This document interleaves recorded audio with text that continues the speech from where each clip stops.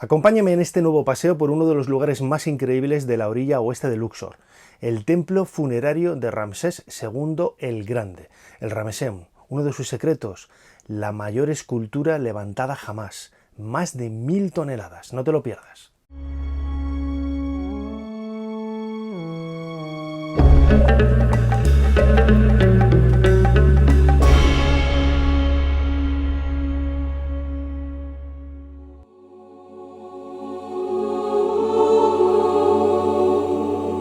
El templo funerario de Ramsés II, el Ramesseum, nombre que recibió gracias a este apelativo que le puso Champollion en el siglo XIX, es uno de los más grandes de la orilla oeste de Luxor.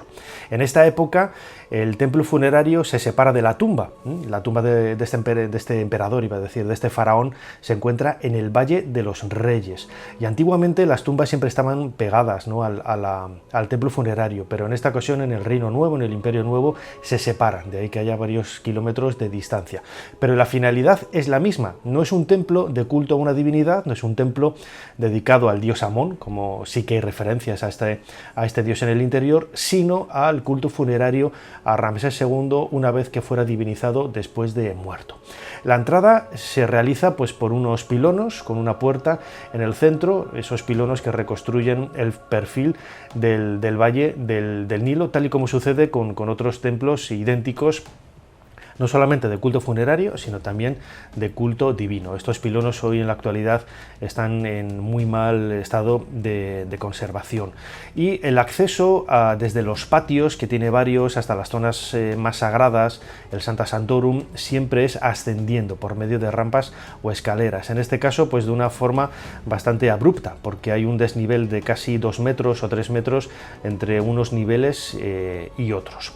El segundo patio, que es el que estamos viendo ahora, se caracteriza por los grandes colosos del dios Osiris que podemos ver en los pilares que forman este patio porticado. Cada uno de esos pilares representa a Ramsés II con la forma del dios de la muerte, del dios Osiris, y precisamente lo que hace es redundar en ese aspecto de culto funerario que marca un poco el sentido de este santuario. Hay infinidad de grandes colosos como este que estamos viendo, que falta la parte superior, que hoy se conserva en el Museo Británico de Londres y que ahora explicaremos con más detalle, y todos los relieves, todos los textos, todas las imágenes hacen hincapié precisamente en la trascendencia del faraón Ramsés II en ese viaje trascendental hacia el más allá. Pero este segundo patio es caracterizado pues quizá por el coloso que vemos ahora mismo derribado, caído en el centro de la pantalla. En realidad pertenece al primer patio, pero bueno, cuando se cayó, ahí se quedó. Se trata de un coloso sentado de casi 1000 toneladas de peso. Procede de las canteras de Asuán, es una roca caliza muy dura, cristalizada. No todas las piedras calizas son idénticas, esta es una roca muy parecida casi en dureza al granito, y representaba al faraón Ramsés II, y quizás este deterioro, ¿no?, es lo que hizo que con el paso del tiempo el mundo griego, como por ejemplo Diodoro, denominara a este soberano Ozymandias. Ozymandias en realidad es una deformación del nombre de Uset-Mar-Ra, que es uno de los nombres de Ramsés II, transliterado al griego, y que ha llegado hasta nosotros pues también con esa idea romántica, ¿no?, como hizo Percy Shelley en 1818 con ese poema dedicado precisamente a Ozymandias, quizás como reflejo, ¿no?, como decía Diodoro, de la decadencia y del final de algunos emperadores, de algunos faraones en este caso, cuyo legado pues ha llegado hasta nosotros muy deteriorado con el paso del tiempo. Este segundo patio, como decía ahora, se caracteriza por los enormes colosos de Osiris que vemos pegados, vemos adosados a los pilares que sirven de soporte del peristilo de este patio. Es una imagen que podemos ver en otros templos parecidos de esta época. Lo encontramos, por ejemplo, en el templo de Ramsés III, tanto en Karnak como en el templo funerario de este faraón en Medinet Habu, y hace una muesca más, por así decirlo, en esa idea de trascendencia del faraón en ese viaje hacia el más allá, identificándolo no solamente con una divinidad en sí misma. Ramsés II fue divinizado, es uno de los pocos faraones que fue divinizado en vida y que luego su culto se perduró con el paso del tiempo, sino que además estas imágenes pues refuerzan un poco esta idea.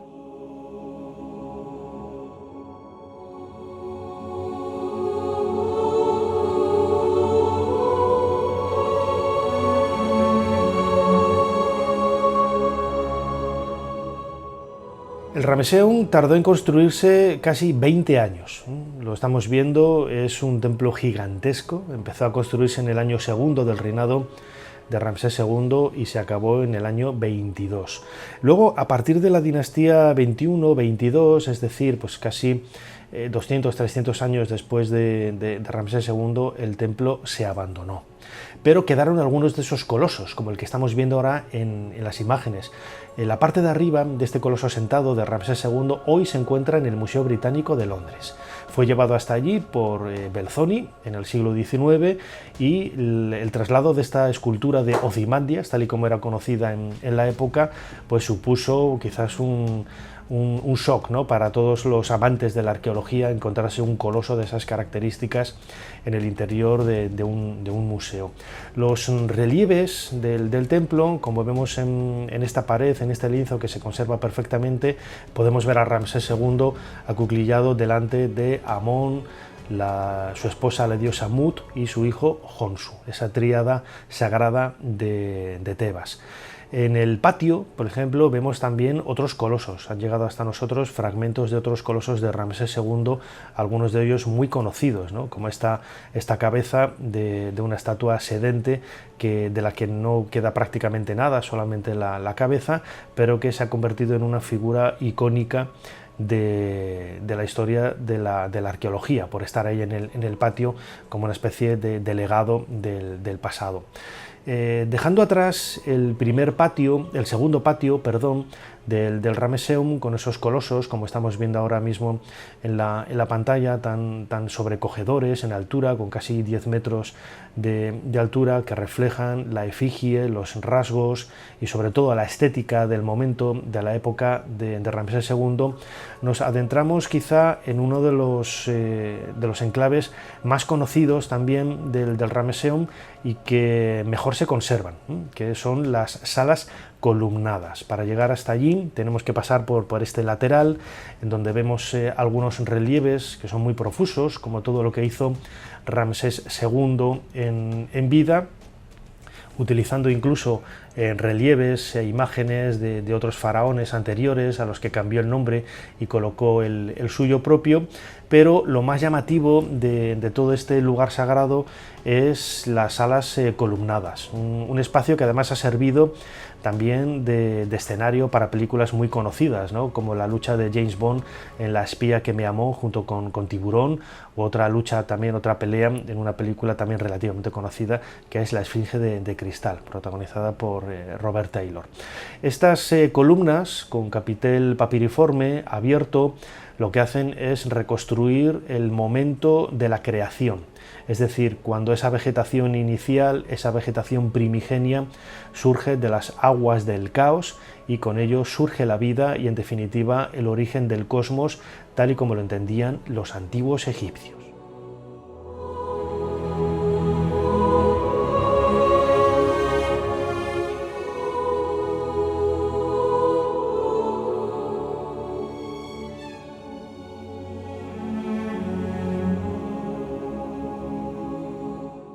Estos templos nos los tenemos que imaginar, tal y como vemos en las imágenes, cubiertos de pintura. En los capiteles y en la parte superior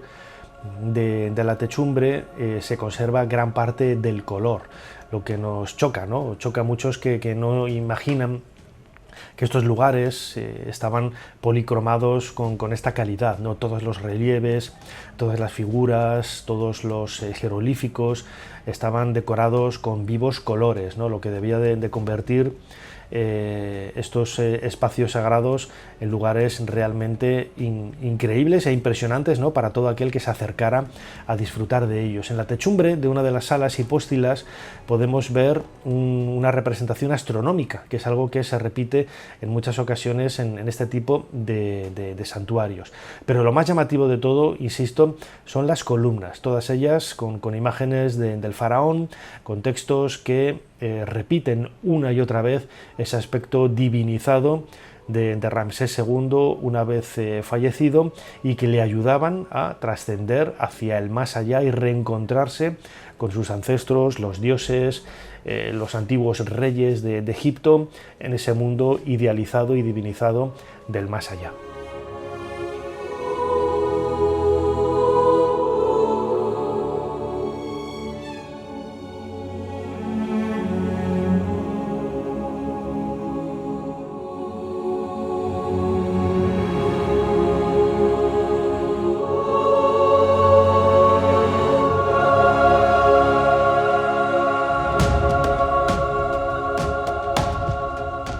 Arqueólogos franceses, liderados por Christian Leblanc, en las últimas décadas han reconstruido y han trabajado con denuedo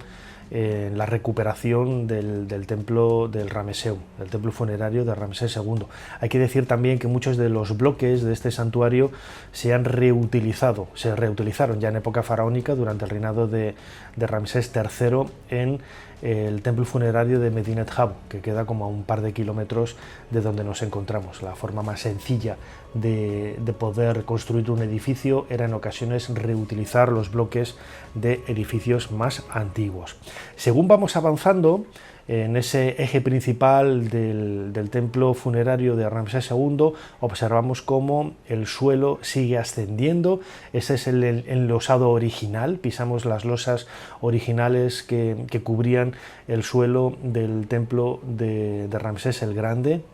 y en las paredes vamos a encontrar relieves, en este caso que nos acercan una de las fiestas más importantes de la historia de Egipto, ¿no? Ahora vemos, por ejemplo, a Ramsés II bajo un árbol, sentado en su trono y asistido por dos divinidades. Es una de las escenas también más conocidas del templo funerario de Ramsés II, con esa delicadeza característica de los relieves y de las imágenes de la época ramésida. Y en el relieve que recorre la base de esta inscripción podemos ver el nombre de Uset Maat Ra, ese Ozymandias que confundieron los antiguos griegos. Pero en la última sala vamos a encontrar, como decía ahora, relieves que nos acercan a una de las fiestas también más importantes de época faraónica, que era la bella fiesta del Valle, a la que ya hemos dedicado otro vídeo en este canal. Era una fiesta en la que se sacaba, como vemos, un grupo de sacerdotes, llevaban una barca con la escultura del dios Amón que salía del templo de Karnak, cruzaba la orilla y llegaba hasta la orilla oeste de Luxor, en la necrópolis, para reencontrarse con otras divinidades en otros templos, y hacía una serie de paradas por diferentes espacios. En los zócalos, en la parte inferior de las puertas, del paso de una sala a otra en el templo del Ramesseum, vemos estos agujeros que pertenecen a las chapas de oro que cubrían tanto las jambas como las bases de las puertas de este lugar tan increíble. Y al llegar al final del Sancta Sanctorum, vemos todos los edificios que rodean por tres de sus lados al templo de Ramsés II, que son principalmente almacenes que vamos a visitar ahora, con algunas características singulares, y que también se marcan como estas tumbas que vemos de la dinastía 21, de la dinastía 22, posteriores a la construcción del templo de Ramsés II, y que, bueno, al ser un lugar sagrado, al ser un lugar sacralizado, en época posterior se reutilizó como un cementerio para sacerdotisas de Amón, cantoras de Amón, etc.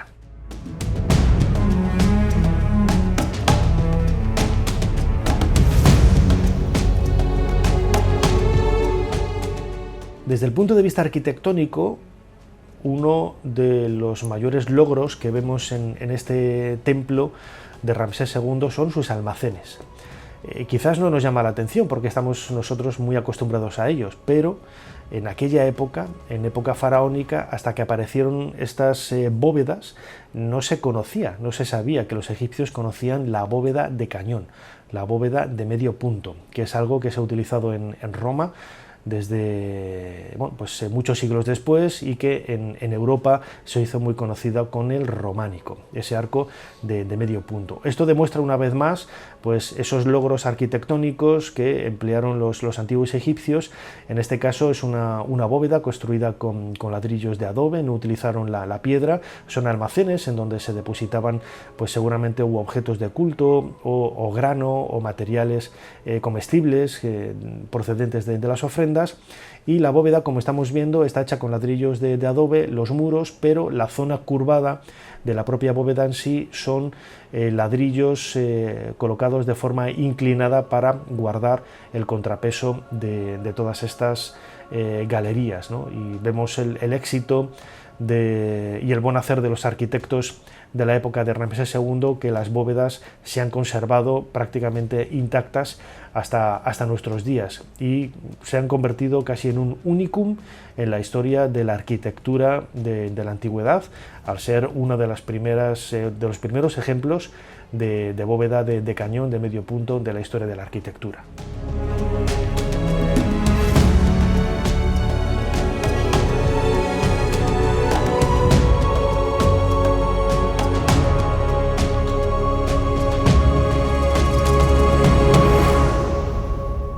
En uno de los laterales, junto a los almacenes, podemos ver una galería de columnas, con columnas que podríamos definir como protodóricas, predóricas, y algunos textos que, como estamos viendo, eterno como Ra, que hace referencia un poco a ese aspecto sacralizado del santuario. En el lado sur del templo vamos a ver el palacio que serviría como residencia real en algunos momentos del reinado de Ramsés II. Hoy está muy reconstruido por los arqueólogos franceses, se conservan prácticamente solo los zócalos de los muros y las bases de las columnas.